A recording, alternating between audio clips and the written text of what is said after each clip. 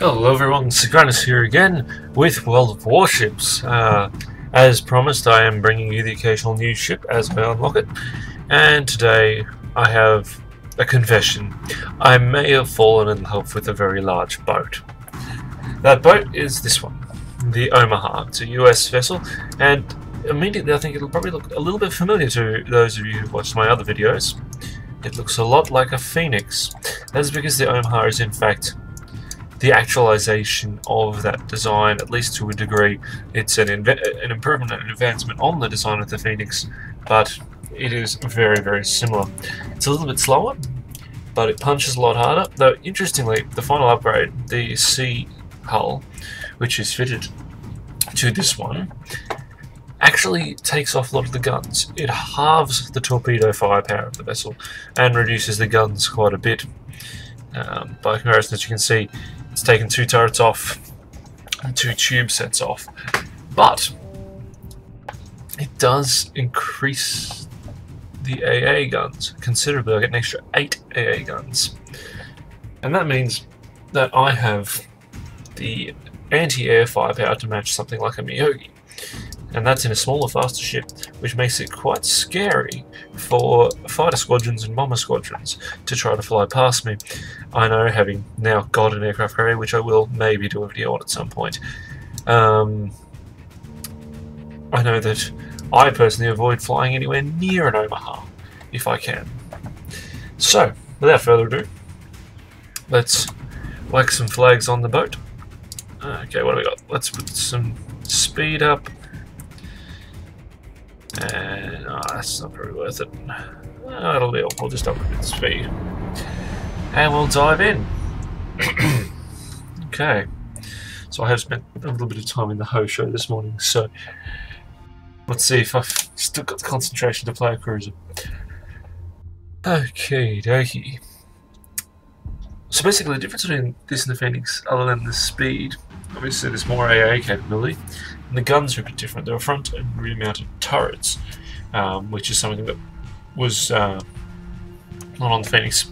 The Phoenix only has casemate guns and deck guns, whereas the Omaha has a turret fore and aft, which makes it quite a scary vessel to go up against. This will be an interesting battle. Quite a lot of heavy ships on the field. So let's dive right in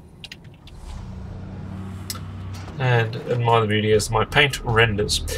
Also, another addition is this ship has a plane, and not a scout plane. I mean, you might have seen me in the Miyogi video. Actually, no, you won't, because I haven't done that yet.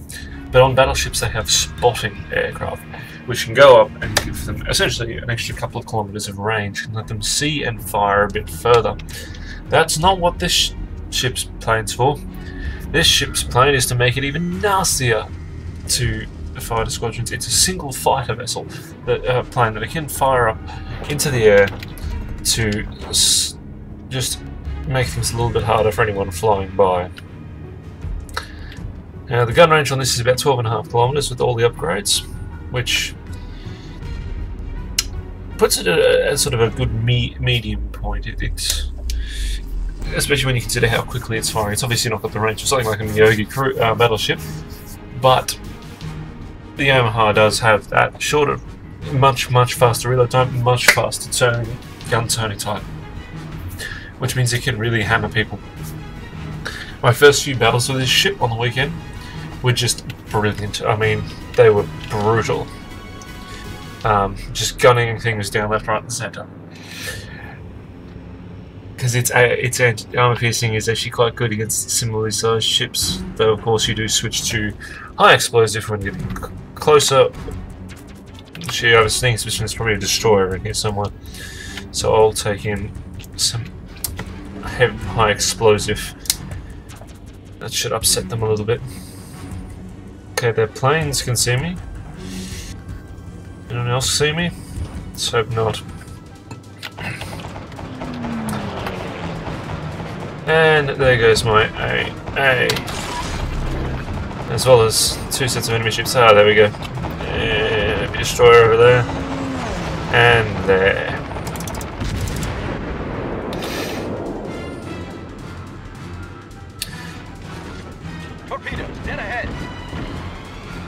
let them get us. Torpedoes to port. I'm gonna lob some torpedoes off there. Our team has taken the lead. And let's hope that this Nicholas doesn't ram into us. Let's mine those torpedoes there. This is actually one of the maps that you see much more often, much more frequently in full multiplayer battles rather than co-op battles. And it's actually a really fun map because it does force fleets to sort of spread themselves a bit thin. I see a destroyer. The guns also sound fantastic on this ship. I mean, truly wonderful. Let's give him something to think about, even if I don't hit him, I'll have to concentrate while he's over there. Alright, that's it. St. Louis. Lots of guns. Hey, that's gonna be close. I might just miss it. No. Repair that hole. We're taking on water quickly. Ooh, that was lucky.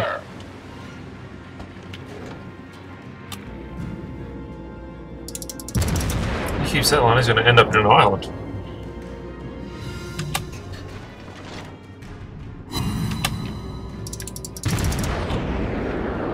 Oh, he's gonna die.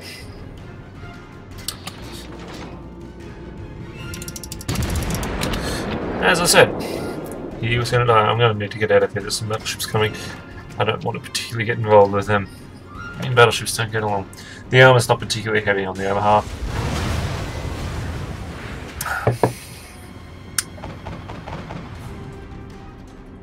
Which makes things a bit tricky.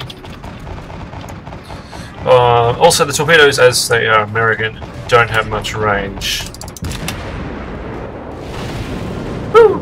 He's using the wrong ammo. He's firing armor piercing, which means it's just going straight through me and not actually doing heavy damage. Unlike that shot, which definitely did do heavy damage.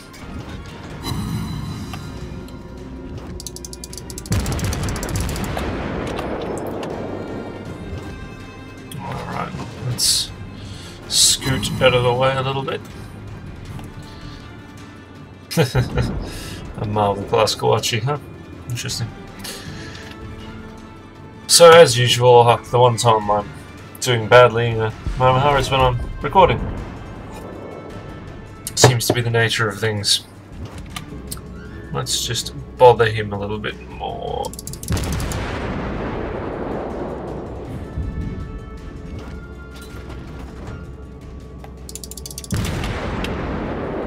Let's just turn. And then turn again. That's a better hit rate. Now, how far away is he? I need to come back into sight so I can know where he is. Oh, good, I'm nearly outside his. Actually, I am outside. Wait, yes, he's a Kawachi. He hasn't got the range on me. That's probably annoying him no end because I'm not doing a huge amount of damage when I'm hitting him, but he's not. He's not able to hit me. That's fantastic. His friend might be able to though, so I've got to be keeping an eye out for that. He's slowing down, this clever boy. But is he clever enough? That's the question.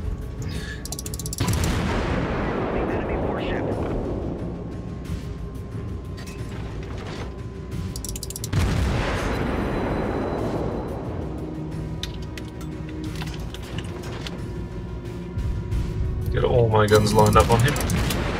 Okay, I'm now outside my range as well. So, there's a destroyer over there with the desire to be shot, I think. Okay, there. All stations, reporting the position of a strategic target. We're taking out that Kawachi. Yes, he is down. Torpedoes, dead ahead. Excuse me while I quietly die. Or not so quietly as the case may be. Blimey. Now, I'm actually going to take an opportunity to probably get shot while I say this, but I had an interesting encounter yesterday online, and if you are watching this and it was you, I apologise for shaming you, if not naming you. Fighter ready for I takeoff. had someone decide, while I was in a destroyer, and he was in a destroyer, to follow me to a target, but being an American destroyer, he was firing over me because he realised I would get there first and I had faster torpedoes. And after he did that, I realised that, you know, our cover was pretty much blown. I couldn't sneak in and torpedo this carrier that we were chasing anyway, so I began to fire as well. Now, as luck would have it, my final barrage was the one that killed him. This other player decided to have a whinge at me and go, "Oh, you're such a kill stealer." Now, I've never had that said to me or anyone else during a battle. And I'm just going to say this right now. If you can't deal with the fact that you may not get the final shot in this game, don't play this game. I know that's very aggressive of me to say, but the fact of the matter is, so many times I've missed out on 4 or 5 kills a battle because the CV's got the final torpedo in, or the ship's burnt out even though I was pounding it. It's just the way the cookie crumbles, I'm afraid. Moreover, he did follow me to the target, therefore he was intending to try to take the kill from me. Anyway, but it was his reasoning when I said, well, that's just how this game works. His reasoning was astounding. He said, "Oh, but I need to save up for a ship." And I had to point out to him that, yes, and so is everyone else in this battlefield. Everyone wants the kills. Everyone does. I mean, there is a gentlemanly thing of, you know, or polite thing anyway, it's gentlemanly. Oh dear. Ow, ow, oh, ow. Of actually, you know, backing off and letting someone else take the kill. And when I went and took the CV kill, I'd had 0 kills, the other player had 2. So he wasn't worse off than me, or anything either. But basically, the message I have to impart is this. In this game, you're not always going to get the kill, even if you think you deserve it. That, I would argue, is one of the reasons why you get experience and money for the hits. Yes, the hits up in the top right corner there. You get them for setting them on fire. You get them for setting them on, you know, blowing them up, or disabling parts of things. You get rewarded for taking part. You get rewarded for hitting them. There is a big bonus of experience at the end of a battle, I won't lie, wherein if you have the kill, you get more experience. But the big thing is this: don't take it out on someone else or have a tanty at them because they got the kill, not you. It happens all the time. It's a video game, and I need to stress this, it's a video game. They haven't actually walked out and stolen food from your mouth. Currency in this game is in-game currency. Experience is in-game experience. Just sit back and enjoy it. Congratulate them on a good kill, because, you know, there have been times where I thought I would have the final good shot. And you know what? I missed and got killed because of it. So, there's my little rant for the day. Sorry I banged on and got shot while I was doing it, but yeah, it's just something I think needs to be said about this game. People will take your kills, it does happen. Move on. There's always another battle. So, yeah. Well, let's dock out to port now. Now, before I go, I actually will just show you a bit of a view of the host show, just so you know what my aircraft carrier looks like. This is the Tier 4 vessel. Nothing too exciting. It's a hull with a flat bit on top. The interesting thing is it's the Japanese. I think more than the Americans. Please correct me if I'm wrong, but I think more frequently than the Americans they did have these side-mounted stacks rather than having a turret. I mean, the Japanese did also use turrets, but that basically gave you a larger landing and launching area. Alright guys, I've been Sagrannus. It's been Sagrannus Gaming Plays World of Warships. I hope you enjoyed, and I'll talk to you next time.